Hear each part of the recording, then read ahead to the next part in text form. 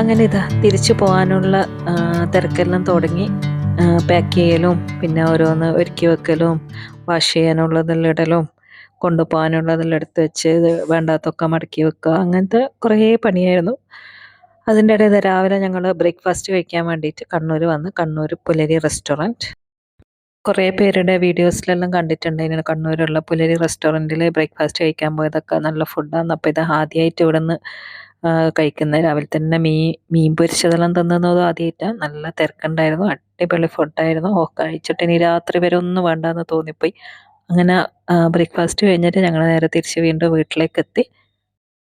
വീട്ടിൽ വന്നിട്ട് ഇതാ പിന്നെയും ഇങ്ങനെ ഓരോ ഒരുക്കങ്ങളും പാക്കിങ്ങും ഒക്കെ തന്നെയായിരുന്നു. പിന്നെ ആ ദിവസം രാവിലെ തന്നെ ഞങ്ങൾ അങ്ങനെ എവിടെയും പുറത്തൊന്നും അങ്ങനെ ഇറങ്ങിയിട്ടില്ല. വരുന്ന ആ ഒരു ലാസ്റ്റ് 2 ദിവസമൊന്നും പിന്നെ ആരെങ്കിലുമൊക്കെ വരാനൊക്കെ ഉണ്ടാവും. പിന്നെ പോകാൻ നേരത്തായിരിക്കും എന്തൊക്കെയോ പണികൾ ബാക്കി ഉണ്ടാവുക. അപ്പോൾ ഇതാ വൈകിട്ടായി.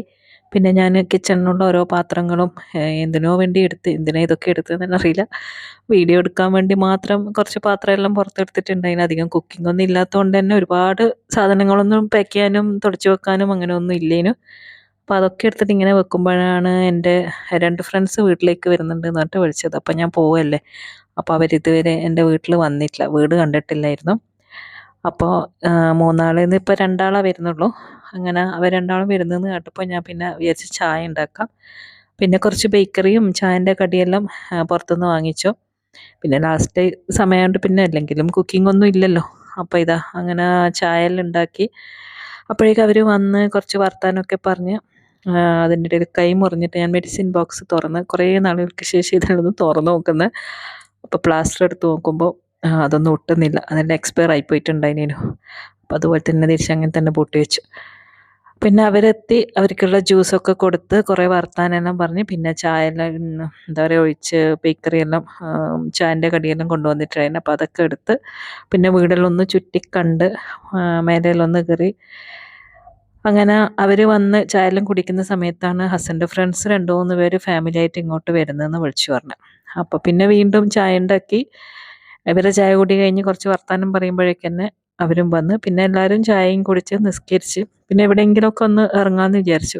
ലാസ്റ്റ് ടൈമല്ലേ, ഇനി എപ്പോഴാണ് കാണുക അങ്ങനെയൊക്കെ വിചാരിച്ചിട്ട് ഒന്ന് പുറത്തെല്ലാം പോയിട്ടൊന്ന് അടിച്ചു പൊളിച്ചിട്ട് വരാമെന്ന് വിചാരിച്ചു. അപ്പോൾ നമ്മൾ വൈകിട്ടേരം ഡ്രൈവിൻ ബീച്ചിൽ പോകാമെന്ന് വിചാരിച്ചു. മുഴപ്പിലങ്ങാട് ഡ്രൈവിൻ ബീച്ച് ഉണ്ടല്ലോ, അങ്ങനെ അവിടേക്ക് പോകാൻ വേണ്ടിയിട്ട് നമ്മളങ്ങനെ ഇറങ്ങുകയാണ്. അപ്പോഴേക്കും ഓട്ടോ വന്നു, എൻ്റെ ഒരു നെയ്ബറിൻ്റെ ഓട്ടോ തന്നെ വന്ന് അതിലാണ് നമ്മൾ പോകുന്നത്. കാരണം ഈ ബീച്ചിലൊന്നും പോകുന്ന സമയത്ത് വണ്ടിയൊന്നും എടുക്കില്ല, നമ്മളെയും കൊണ്ട് ബീച്ചിൽ പോകില്ല, വണ്ടി ബീച്ചിൽ ഇറക്കില്ല. അതുപോലെ തന്നെ അവിടുത്തെ ആ മണ്ണും വെള്ളവും അതൊക്കെ കൊണ്ട് വണ്ടിയിൽ തിരിച്ച് കയറ്റയില്ല. അപ്പോൾ അതുകൊണ്ട് ഏറ്റവും നല്ലത് ഫ്രണ്ട്സിൻ്റെ കൂടെ ഓട്ടോ കയറി പോകുക എന്നുള്ളതാണ്. അതാകുമ്പോൾ പിന്നെ പേടിക്കണ്ടല്ലോ, ലാസ്റ്റ് പിക്ക് ചെയ്യാൻ വേണ്ടി വരും. അങ്ങനെ നമ്മളിതാ ബീച്ചിലെത്തി. ഇതാണ് മുഴപ്പിലങ്ങാട് ഡ്രൈവിൻ ബീച്ച്. ഞാനും ആദ്യമായിട്ട് ലൈസൻസ് കിട്ടിയപ്പോൾ വണ്ടി ഒന്ന് ഓടിച്ച് പഠിച്ചത് ഈ ബീച്ചിൽ വെച്ചാണ് കേട്ടോ.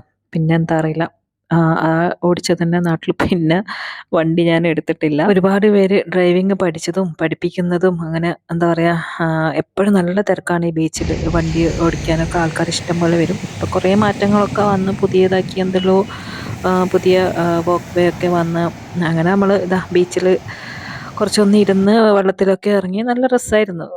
ഇപ്രാവശ്യം കുറേ ബീച്ച് കവർ ചെയ്തെന്ന് തോന്നുന്നുണ്ട്. കോഴിക്കോട് ബീച്ചും പയ്യാമ്പല ബീച്ചും ഡ്രൈവിംഗ് ബീച്ചും അങ്ങനെ ബീച്ചൊരു വൈബ് തന്നെയാണല്ലോ. അങ്ങനെ നമ്മളൊരു ഐസ്ക്രീമൊക്കെ വാങ്ങി കഴിച്ച് പിന്നെ അവിടെ നിന്ന് ഇതാ നല്ല കല്ലുമക്കായും എന്തോ ചെമ്മീനുണ്ട് അങ്ങനെയൊക്കെ ഉണ്ടായിരുന്നു. അപ്പോൾ അങ്ങനെ അധികം വിശപ്പൊന്നുമില്ല. പിന്നെ വീഡിയോ എടുക്കുക പിന്നെ ഫ്രണ്ട്സിനും കൂടി വാങ്ങിക്കൊടുക്കാമെന്ന് വെച്ചിട്ട് അങ്ങനെ ഞങ്ങൾ അതെല്ലാം വാങ്ങി അതൊക്കെ തിന്ന്. അപ്പോഴേക്കും ഹസ് വന്നു, ഞങ്ങളെ പിക്ക് ചെയ്തു. പിന്നെ നമ്മൾ ഫ്രണ്ട്സൊക്കെ തിരിച്ചു പോയി. പിന്നെ നമ്മൾ നേരെ ഹസിൻ്റെ വീട്ടിലെത്തി. അവിടെ പിന്നെ പിയാപ്പിളെല്ലാം ഉള്ളതുകൊണ്ട് നല്ല അടിപൊളി ഡിന്നറൊക്കെ ഉണ്ടായിരുന്നു. അങ്ങനെ അവിടെ നിന്ന് അവരുമായിട്ട് കുറേ വർത്താനം പറഞ്ഞൊന്ന് ചില്ലാക്കി ഡിന്നറൊക്കെ കഴിച്ച് നേരെ തിരിച്ച് കണ്ണൂർ എൻ്റെ വീട്ടിലേക്ക് തന്നെ തിരിച്ചുപോയി. അപ്പോൾ ഇതൊക്കെ തന്നെയായിരുന്നു ഇന്നത്തെ വീഡിയോയിലുള്ളത്. അപ്പോൾ എല്ലാവരും വീഡിയോ ഫുള്ളായിട്ട് കാണാം. Okay, by.